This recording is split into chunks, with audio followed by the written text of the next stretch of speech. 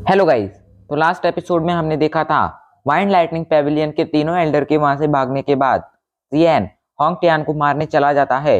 इधर Hong Tian उसकी अर्थ daemon puppet से फाइट कर रहा था एंड जियन की अर्थ डेमन पपेट होंग टियान की बैंड बजा रही थी।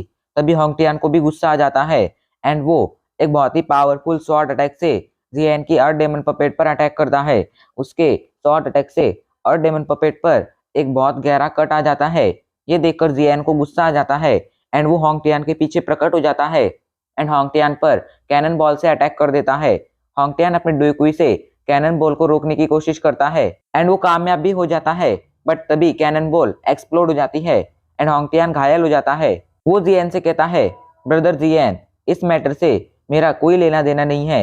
ये वाइंड लाइटनिंग पेविलियन एंड आपके बीच का मैटर है। मैं इस मैटर में नहीं पढ़ना चाहता हूँ। प्लीज आप मुझे यहाँ से जाने दीजिए। जियन कहता है, तुम्हें क्या मैं पागल दिखता हूँ? मैं सब जानता हूँ। तुमने ही वाइंड लाइटनिंग पेविलियन के उन तीनों एल्डर्स को बताया कि मैंने चैन युन को मारा है एंड तुम्हारी वजह से आज मुझे इतनी सारी मुसीबतों का सामना करना पड़ रहा है। मैं तुम्हें इतने आसानी से तो जाने नहीं दूंगा। जियन की बात सुनकर होंग टियान डर जाता है। अब आगे जियन होंग टियान को मारने जा ही रहा था, तभी होंग टियान कहता है, लिटिल ब्रदर जियन, मेरे होंग क्लैन ने इस मैटर में बस थोड़ा सा ही योगदान दिया है। आप बताइए आपको क्या चाहिए? आप मेरे होंग क्लैन को माफ करने के बदले में जो भी मांगेंगे मैं आपको दे दूंगा। जियन रुक जाता है एंड सोचने लगता है। इधर होंग टियान ने डिसाइड किया था कि जैसे ही जियन की पावर कम होगी वो जाकर जियन को मार देगा। तभी जियन कहता है, अगर तुम्हें मुझे कुछ देना ही है तो मैं तुमसे तुम्हारी जिंदगी मांगता हूँ। एंड अचानक से जियन की आंखें काली हो जाती हैं। इधर ये देखकर होंग टियान बुरी तरह से डर जाता है एंड वो वहां से भागने लगता है। तभी अचानक से उसके पीछे अर्थ डेमन पपेट प्रकट हो जाती है एंड फिस्ट से उस पर अटैक कर देती है। होंग टियान अपनी पाम से फिस्ट अटैक को रोकने की कोशिश करता है, लेकिन तभी अर्थ डेमन पपेट उसके आर्म को ही पकड़ लेती है एंड उसके आर्म को उखाड़ देती है। होंग टियान का एक हाथ उखाड़ दिया था अर्थ डेमन पपेट ने। होंग टियान दर्द से चिल्ला उठता है एंड कहता है, जियन, इसका बदला मैं तुमसे लेकर रहूंगा। इधर अर्थ डेमन पपेट होंग टियान की बॉडी को जकड़ लेती है। जब होंग टियान ने देखता है तो वो कहता है, अगर आज मैं मरूंगा तो मेरे साथ तुम्हारी ये अर्थ डेमन पपेट भी मरेगी। अचानक से होंग टियान की डुइकुई आपस में ही कोलैप्स होने लगती है। वो आपस में ही टकरा रही थी। जियन समझ जाता है होंग टियान सेल्फ डिस्ट्रक्ट करने वाला है। जियन तुरंत अपनी लाइटनिंग स्पीड का यूज करता है एंड एक ग्रीन लोटस पाम रेडी करता है एंड उसे जाकर होंग टियान पर शूट कर देता है। ग्रीन लोटस पाम सीधा जाकर होंग टियान से टकराता है एंड होंग टियान को मार देता है। एन वक्त पर जियन ने होंग टियान को मार दिया, वरना अगर कुछ सेकंड की और देरी हो जाती तो वहां मौजूद लगभग सभी लोग मारे जाते। होंग टियान को मारने के बाद जियन होंग टियान के सर पर हाथ रखता है एंड होंग टियान की बॉडी से उसकी स्पिरिट बाहर निकाल लेता है। होंग टियान कहता है, लिटिल बास्टर्ड जियन, मैं तुम्हें जिंदा नहीं छोड़ूंगा। आज मैं मरा हूं, मेरे साथ तुम्हें भी मरना होगा। ये कहकर होंग टियान अपनी सोल का सेल्फ डिस्ट्रक्ट एक्टिवेट करने ही वाला होता है। तभी अचानक से जियन की बॉडी के अंदर से पावरफुल स्पिरिचुअल एनर्जी बाहर आती है जो होंग टियान को चारों तरफ से कवर कर लेती है एंड होंग टियान अपनी सोल का सेल्फ डिस्ट्रक्ट नहीं कर पाता है। जियन की स्पिरिचुअल स्ट्रेंथ से होंग टियान की कॉन्शियसनेस कम हो जाती है एंड वो पैरालाइज हो जाता है। तभी जियन और ज्यादा स्पिरिचुअल एनर्जी निकालता है एंड होंग टियान की बॉडी को अपनी स्पिरिचुअल एनर्जी से कवर कर लेता है, जिससे होंग टियान की सोल की सारी कॉन्शियसनेस खत्म हो जाती है। अब जियन एक जेड बॉटल निकालता है एंड होंग टियान की स्पिरिट को जेड बॉटल के अंदर स्टोर कर लेता है। जियन जेड बॉटल के टॉप को अपनी फॉल हार्ट फ्लेम से कवर कर लेता है, जिसके बाद जियन होंग टियान की स्पिरिट को अपनी स्पेस स्टोरिंग के अंदर स्टोर कर लेता है। तभी उसकी नजर होंग टियान की डेड बॉडी पर पड़ती है एंड जियन होंग टियान की डेड बॉडी को भी अपनी स्पेस स्टोरिंग के अंदर स्टोर कर लेता है। जियन कहता है, यहाँ आने से मुझे काफी अच्छे रिवॉर्ड मिले हैं। यहाँ आने से मुझे एक 5 स्टार डाउजोंग की स्पिरिट और एक 5 स्टार डाउजोंग की डेड बॉडी मिली है। अगर मुझे अब एक रैंक 7 का मॉन्स्टर कोर मिल जाए तो मैं एक और अर्थ डेमन पपेट रिफाइन कर पाऊंगा एंड तब मेरे पास 2 अर्थ डेमन पपेट हो जाएंगी, जिसके बाद मुझे सेंट्रल प्लेन में भी डरकर घूमने की जरूरत नहीं पड़ेगी। इधर टियानबाई सिटी के हर इंसान ने आज होंग टियान की मौत को देखा था। होंग क्लैन जो एक टाइम पर पूरी टियानबाई सिटी पर राज करता था, आज वो होंग क्लैन होंग टियान की मौत के साथ ही डिस्ट्रॉय हो चुका था। एंड अब फ्यूचर में भी कभी होंग क्लैन पहले की जितना पावरफुल नहीं बन पाता। होंग क्लैन का लीडर मारा गया था, उनका एक डाउजोंग लेवल का वॉरियर मारा गया था, एंड ये होंग क्लैन के लिए सबसे बड़ा नुकसान था। एंड अब तो उनके पास उनका यंग मास्टर भी नहीं था जो होंग क्लैन को संभाल पाए, तो ऐसा समझा जा सकता था कि होंग क्लैन अब लगभग पूरी तरह से डिस्ट्रॉय हो चुका है। इधर जियन अब नीचे मौजूद हान क्लैन की तरफ देखता है एंड अचानक से आसमान से जियन गायब हो जाता है। इधर हानजू एंड हानयू हान क्लैन के एक यार्ड में मौजूद थे एंड आसमान में मौजूद जियन को देख रहे थे, लेकिन जैसे ही जियन गायब हो जाता है, हानजू परेशान हो जाती है एंड वो चारों तरफ देखने लगती है। वो अपने डोइक्वी विंग निकालकर जियन को ढूंढने जाने वाली थी, तभी एक आवाज सुनाई देती है। मुझे उम्मीद है अब वाइंड लाइटनिंग पेविलियन हान क्लैन को परेशान नहीं करेगा। हानजू एंड हानयू दोनों ही जियन को देखती हैं। जियन को देखकर हानजू खुश हो जाती है।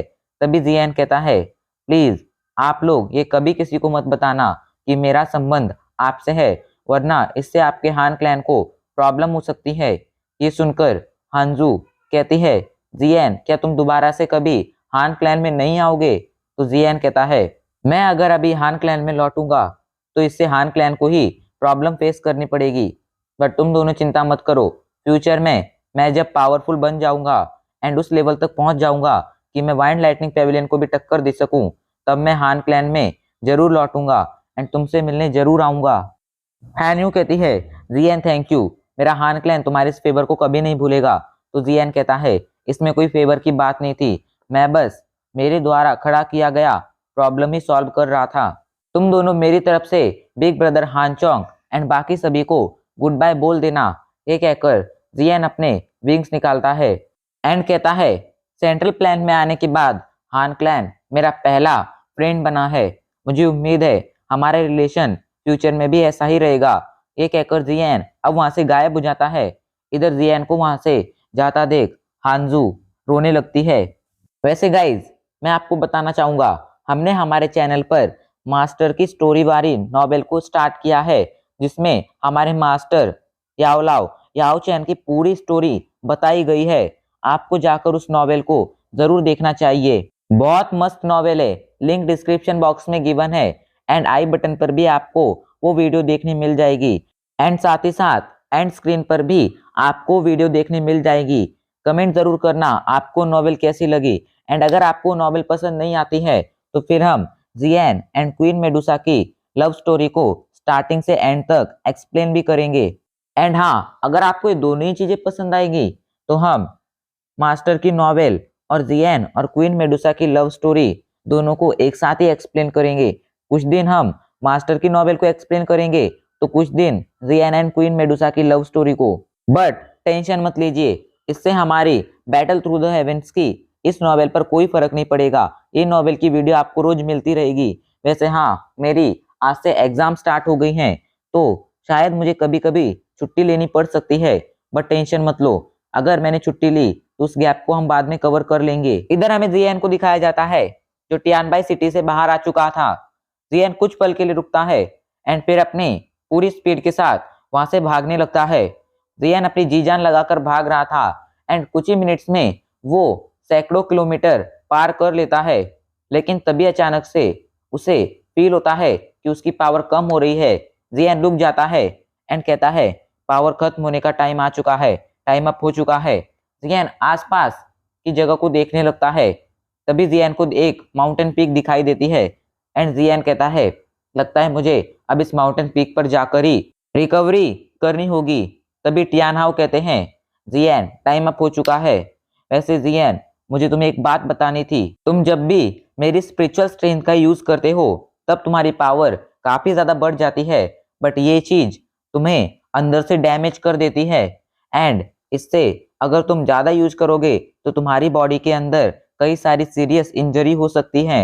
एंड दूसरी बात कि जब भी तुम मेरी स्पिरिचुअल एनर्जी का यूज करते हो तब मेरा एक स्पिरिट रिमेंट तुम्हारी बॉडी के अंदर रह जाता है।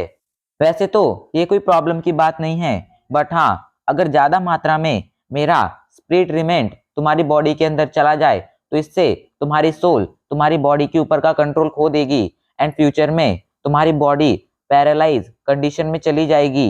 ये सुनकर जियान शॉक हो जाता है।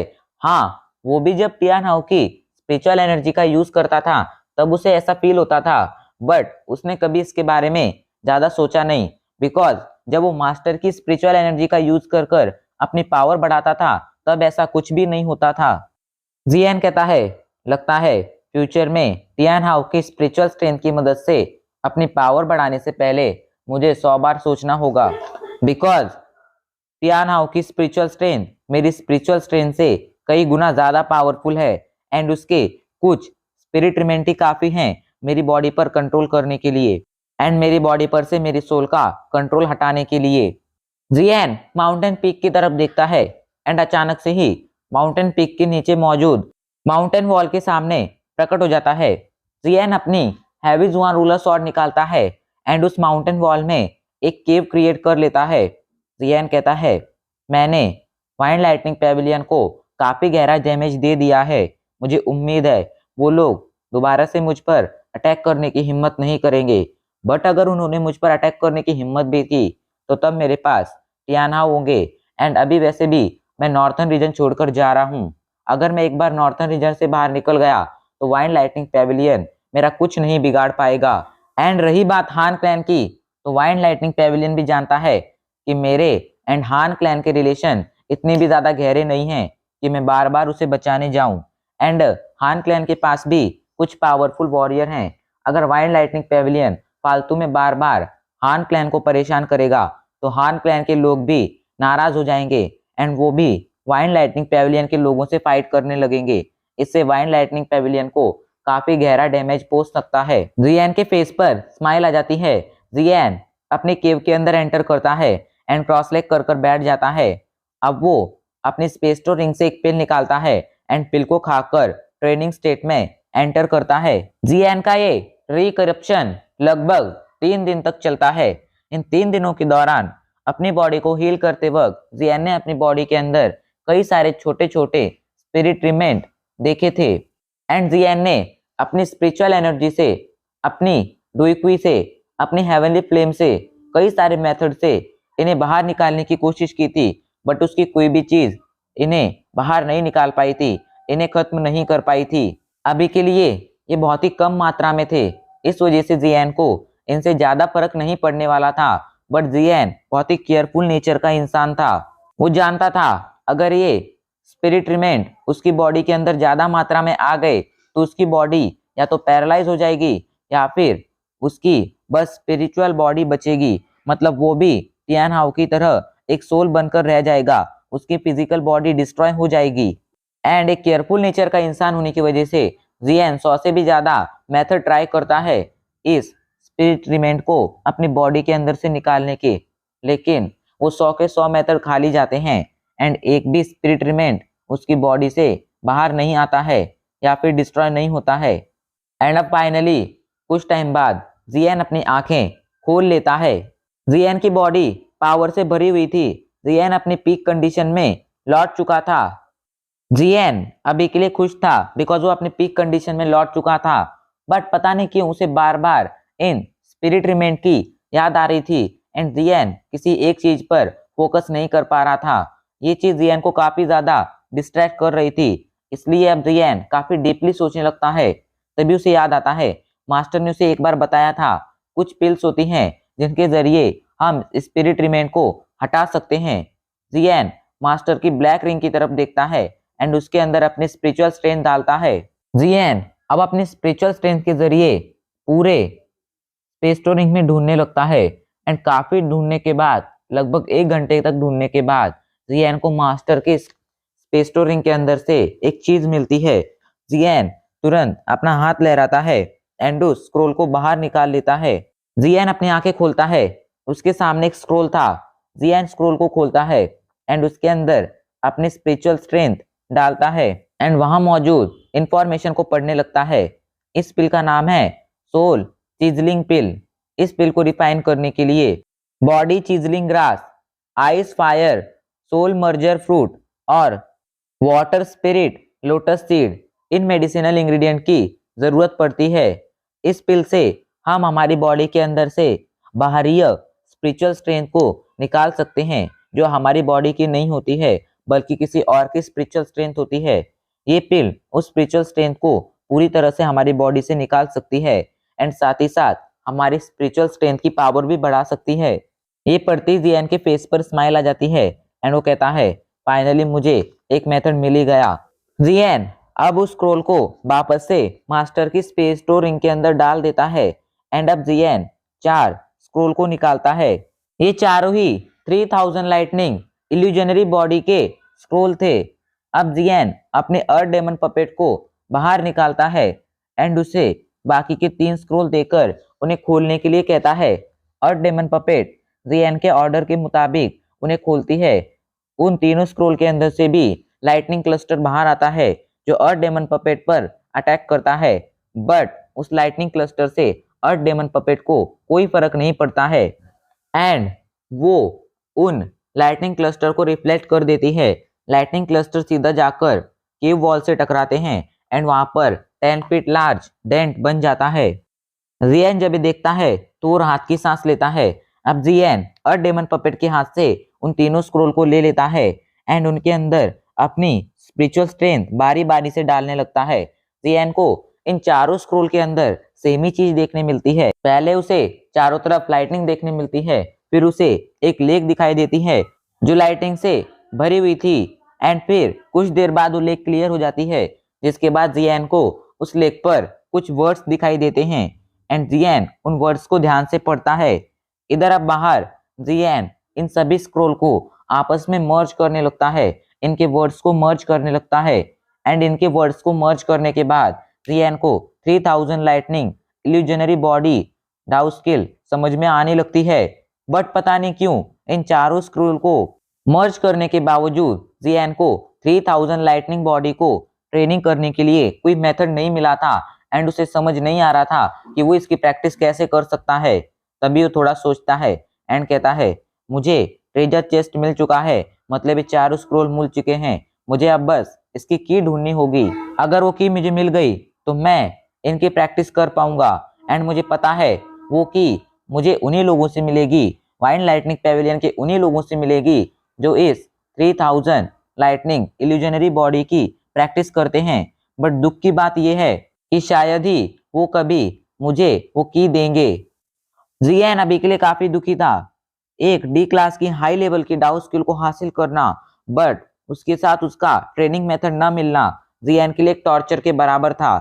जियान गुस्से में कहता है, वाइन लाइटनिंग पेविलियन, जब मैं 3000 बर्निंग फ्लेम को हासिल कर लूंगा तब मैं तुम्हारे वाइन लाइटनिंग पेविलियन पर अटैक करूंगा एंड तुमसे 3000 लाइटनिंग इल्यूजनरी बॉडी को प्रैक्टिस करने का मेथड छीन लूंगा एंड अगर तुम लोग मुझे वो प्यार से नहीं दोगे तो मुझे बाकी के तरीके अपनाने भी आते हैं। जियान के फेस पर एक इविल स्माइल आ जाती है। जियान अब उन चारों स्क्रोल को अपने स्पेस स्टोरिंग के अंदर स्टोर कर लेता है। जियान अब सोचने लगता है, मुझे अब पावरफुल बनने पर एंड छिपने पर फोकस करना चाहिए। मैंने वाइन लाइटनिंग पेविलियन को बुरी तरह से ऑफेंड कर दिया है एंड अभी के लिए जो सबसे इंपॉर्टेंट काम है मेरे लिए वो है छिपना। अभी के लिए मुझे नॉर्थर्न रीजन में कोई ऐसी सिटी ढूंढनी होगी जिसके अंदर वार्म होल हो एंड उस वार्म होल का यूज कर मैं इस नॉर्थर्न रीजन से बाहर निकल सकूं।